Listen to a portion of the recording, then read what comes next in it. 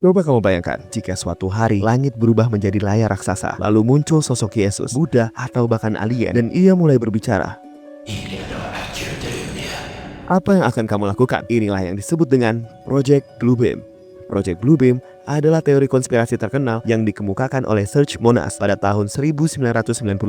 Menurutnya, ada rencana besar yang diciptakan untuk membuat tatanan dunia baru lewat teknologi rahasia yang super canggih. Teori ini terbagi menjadi 4 tahap.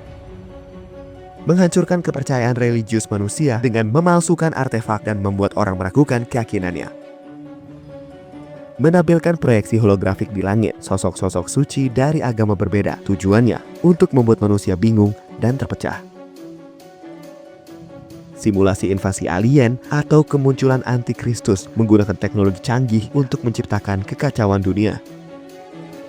Memanipulasi pikiran manusia dengan teknologi gelombang elektromagnetik dan memaksakan satu pemerintahan dunia. Monas mengklaim teknologi ini sudah ada, dari hologram hingga gelombang suara yang ditanamkan langsung ke otak.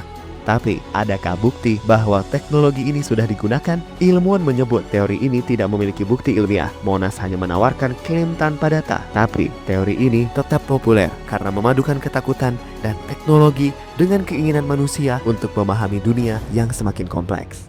Nyata atau tidaknya, kita lihat sendiri di akhir dunia ini. Tapi satu hal yang pasti, langit di atas kita selalu menyimpan misteri.